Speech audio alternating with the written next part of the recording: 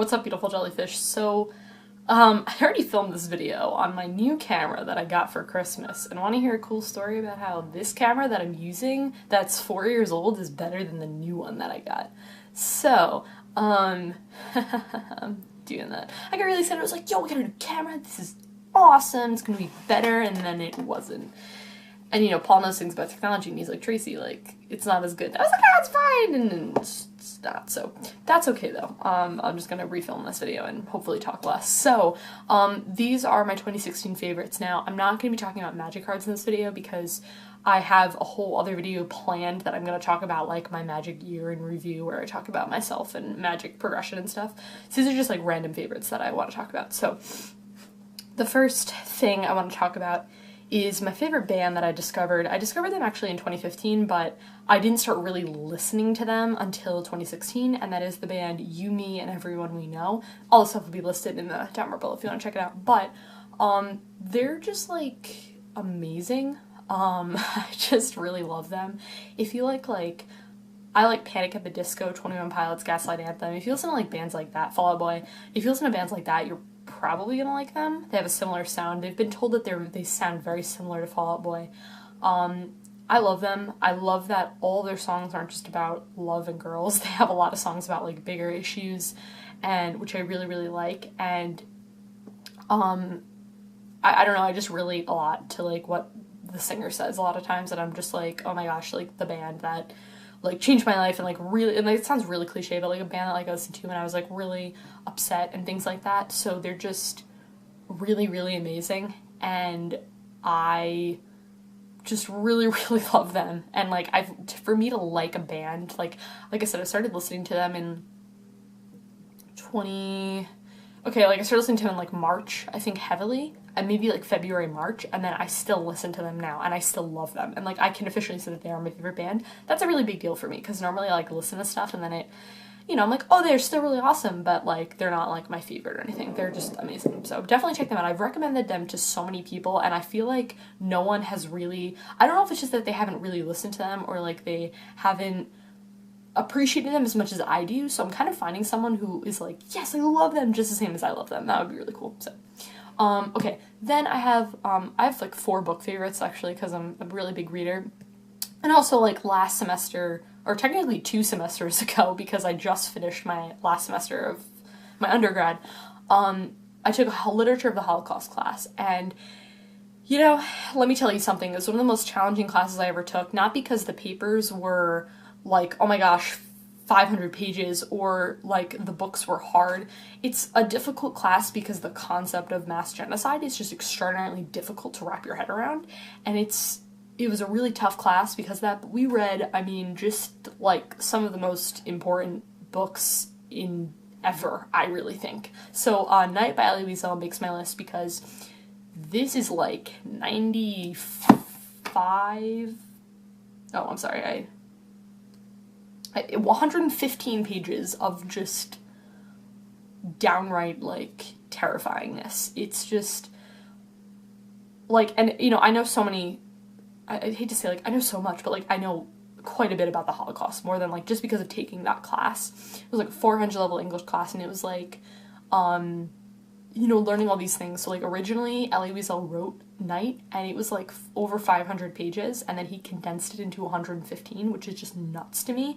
And I'd be really, really curious, like I don't know if there's probably no way to obtain like that sort of information, but I would just absolutely love to read the rest of that, because it's such an important topic. I mean, it's something that you learn about the Holocaust in high school. It is like 1% compared to like what I learned in this class. You know, like it is seriously like, oh yeah, like concentration camps, like there's so much more to the Holocaust than concentration camps. Like it's just so like in depth. I'm not religious at all. Like I'm not Jewish. I don't identify with any sort of religion, but like it's so important to read stuff like this. And it's something that, again, it's really tough because it's not that it's hard to understand because the concept is hard to understand. It's just like, that's the reason why it was such a challenging type of class. I still like I said, I've read, you know, books about this stuff, but I still have like a hard time wrapping my head around how this happened. And it's just, I'm really passionate about the Holocaust. Like, I'm really passionate about, like, learning about it and, like, other people knowing about it, just because it is massively important, and we can't ever forget that, because history repeats itself, and I would, like, nothing like that should, like, ever happen again. So, yeah, okay. This. Then, on a very much lighter note, changing things 360. I have planning, and this is actually my 2017 planner. I don't know where my 2016 planner is, I put it away somewhere. But I've been really, really obsessed with planning, and not only planning, but sticker planning. This is actually this week, and I really, really love doing this. This is a Beauty and the Beast spread. It's really, really happy and pretty. I'm really proud of it. And, you know, I've really kind of discovered it because I'm a huge organization fan. I really like getting things organized.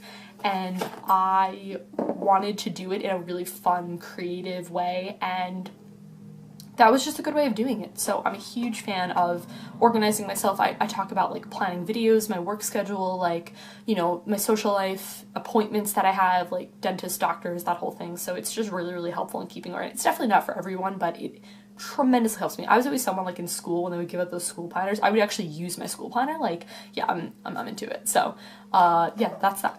Okay, now, another book that I read that I really liked, like I said, this was the book, like, to describe to you, like, what I read this year was Holocaust books and young adult books, completely opposite ends of the spectrum.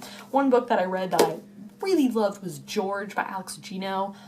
Oh man. Okay, so one reason why it's massively important for me to read YA books is because I'm going to be teaching young adults, and I want to have a lot of books on my bookshelves that I've read that I can recommend to my kids. Be like, hey, listen, I think you would really dig this book. This book was awesome. This is, again, very, very easy to read. I, like ripped it apart in, like, 2 days. Very short. About a transgender 4th grader. Really just an amazing, amazing read. And I think the biggest challenge, with this is if you really don't understand, like, why people are transgender and, like, that whole sort of thing. And, like, you know, I feel like what I also really love about this is, like, I'm not transgender. I'm never going to be transgender. I've never felt like that before, but you can still, like, relate to this book. And again, it's very massively important. A 4th grader, the fact that I love that Gino picked this, you know, George, who is born a boy, who's not a boy. And this book made me cry. Like, seriously made me tear up. Like, just incredible. Incredible book. I really recommend it. Very easy to read, too. Okay, so another one of my favorites is this movie that I saw 3 times in theaters, actually, is Deadpool. Now, I don't mess around when it comes to superhero movies at all. Like, I do not mess around when it comes to that. Like, there's a superhero movie that comes out, you know I'm gonna be in the theaters and seeing it. Even if people say it's awful. Unless it's Superman, like, let's be completely honest, like, I don't like Superman. I'm actually gonna talk about Superman a little bit later on, though, which relates to another one of my things. But anyways, Deadpool was just amazing. I saw it 3 times in theaters just because of, like, going with different people. And, I mean, super funny. Soundtrack was just incredible. Like, easily just one of, like, the best superhero movies, like, ever. Ryan Reynolds did an amazing job, and it was just golden. The music in it was just awesome. I mean, like, I'm a really big music fan, so, like, I judge, you know, movies pretty harshly on their music, so, yeah, Deadpool was great. Came out in, like, February. Just awesome movie. Okay, another book that I'm really big into these books, is 13 Reasons Why by Jay Asher. A book about a girl who commits suicide, and she has 13 reasons about why she committed suicide, and it's told via tapes. So, like, these tapes, oh, hold on, I just realized that I have another favorite that actually I'm going to talk about. It's another book favorite. I think I read this book I'm pretty sure I read this book in this year. I'm pretty sure. I'll talk about it in a bit, though. Anyways, 13 Reasons Why, awesome. Oh yeah, it's told through tapes. So, like, the character Hannah, who commits suicide, like, she gives these tapes to, and I'm so forgetting the guy's name right now, Clay. She gives them to Clay, and he listens to all of the tapes. So, like, you have his perspective, and then you have her perspective. And so, like, he's listening to the tapes while we're listening to the tapes. And it is just, like, I can't even, like, it's an emotional book. Like, it is just an absolutely emotional book, and, like, this book was just amazing. It was just so well written, and like I think like YA a lot of times gets a bad reputation for having like terrible writing. Let me tell you, the YA books that I've read are just really good, and like young adult I think has really just stepped up as a genre. Like I think it's people are taking it a lot more seriously because they're dealing with these teenage issues like suicide. Like this is, you know, I feel like a lot of people, like there's some who are like very like, oh, we need to keep our kids sheltered, but I'm like, this is happening, like this stuff is happening, bullying and, you know, teenage, like these are teenage issues, we need to talk about them, and a really good way to do it is through book, it's through literature. So really liked this, really good read. Okay, the book that I just thought of that you know, like let's be completely honest here, like I'm pretty sure I discovered this in 2016, is Perks of Being a Wallflower. And like I think when people really do think of YA literature, at least for me, Perks of Being a Wallflower is like one of those heavy hitters, like people know that book. And the movie, I actually haven't seen the movie. It's on my list. I really need to check the movie out because I've heard that Stephen Chbosky, if that is his last name, like directed it too, which was just like awesome. And I think co-wrote the script, I'm pretty sure. I've heard it's just incredible, and not often do you hear that the book is the same as the movie, because I'm that person who's like, I need to read the book before I see the movie. I'm that person. I'm obnoxious, I know. So I read Perks of Being a Wallflower, and it really was just like one of the best things I've ever read. And let me tell you something, because I'm an English major, I've read some heavy literature, like I've read some classic literature, and to me, like when I think about one of my favorite books, I have a lot of, you know, classic, I know I'm talking a lot of YA books, but I've read some classic literature, and like that to me is like up there with that, because it is like to me like the teen book. Like it deals with so many big teenage issues. Like, you know how some books deal like George, for example. George is about a transgender character. That is the issue. Transgender, you know, being transgender and people not getting it. But this book is like, Perks of Being a Wallflower is like everything. Every teenage issue just kind of like stuffed into one thing. So I just really love that. Perks of Being a Wallflower, one of the best books ever. Love it. Okay, last book I'm going to talk about, I'm sorry, I just really like books, and I've read actually quite a bit. A lot of I read all of these in my free time, except for Night, which was in class. I'm reading 4 right now by Veronica Roth, which is the last Divergent book, and then I have these goodies that I picked up. I picked up all of these books, which I'm really excited about. I got The Scarlet Letter by Nathaniel Hawthorne. Never actually read this. I got Red Queen by Victoria Aveyard. Uglies, because I'm obsessed with dystopian literature, and then The Siren by Kiera Cass. So I'm really excited to read those. I just really like books. Okay, so The List by Siobhan Vivian. Amazing book. I literally just finished this a couple days ago because I devoured this book because it was that amazing. Okay, basic setting, you've got these 8 girls who all make this list. This list has 2 girls per grade, so it's in high school, so freshman, sophomore, junior, senior. The ugliest girl and the prettiest girl. So who this one person, you find out who the person writes the list, determines and says, you're the prettiest or the ugliest. And like, it was just emotional and like that kind of mean girl like type thing, but I think that it did break a couple stereotypes, which I really liked. Like the senior girl Margot is kind of like that it girl, you know what I'm talking about, like that pretty blonde girl, like, you know, she gets everything she wants, she's rich, but like, you know, like one of the things that like they said in her about there was she was like, yeah, like she always goes for like the sale racks, and I was like, you do not hear about like the pretty popular girl in high school, you know, doing that. So like, it's a book that I felt a lot, because like thinking about my high school days, it was just like a lot of different emotions from all these girls. There's a girl in here who has anorexia, and it's not like in your face overwhelming, oh my gosh, she has anorexia. Like, it's just done in like, I don't want to say like subtle, like like obviously she has an eating disorder, but like it's done in like a really well-written way. I love that it switches perspectives between all these different characters. You see these 8 different characters and what they're going through. My only complaint, I think, is that there's too many characters. I think there's a lot of side characters, too, that you kind of, like, get lost in. You're like, wait, who's that? But what it does is it has this list, the list, which you get to see, so you know who's the prettiest and who's the ugliest. So, like, I went back to this page so much. I'd be, like, flipping back. I'd be, like, in the middle, and I'd be like, wait, hold up, who's that? And then I would just go back here, so... great YA book. Definitely recommend that. I'm super glad I picked this up. This was actually pretty recent. I think this was in 2015. Oh, no. That is not. I was going to say 2015. I don't know why, but the cover art was done in 2010, so... 2012. Okay. So, not that old, so... Okay, the last favorite that I have of 2016 is a TV show, and that is Supergirl. Let me tell you something, like I said before, I'm really not a huge fan of Superman. He's like my least favorite superhero.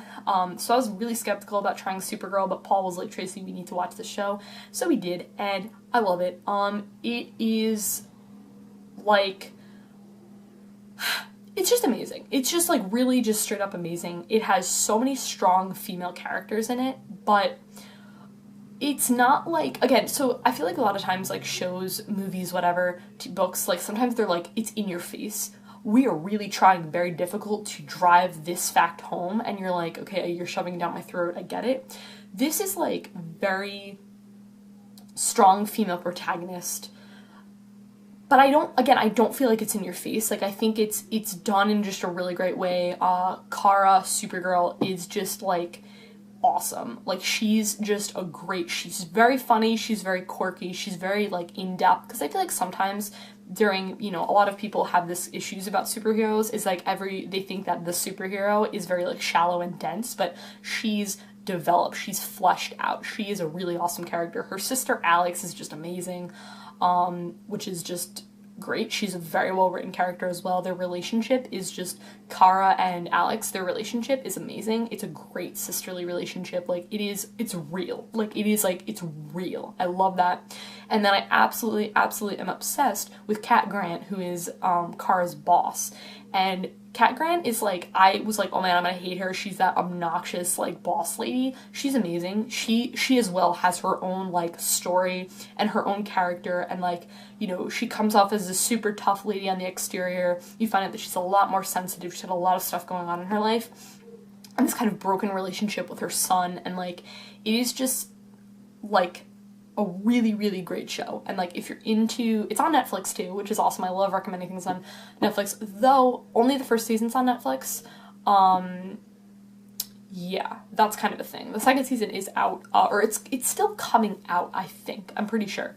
But yeah, Supergirl is just awesome. It's like a super, super great show, and if you're looking for, new shows to check out on Netflix, because I know people are always looking for recommendations, I would definitely recommend that. So that was it, guys. I was ever talking about 2016 favorites. Yeah, I'll show you guys later. Bye.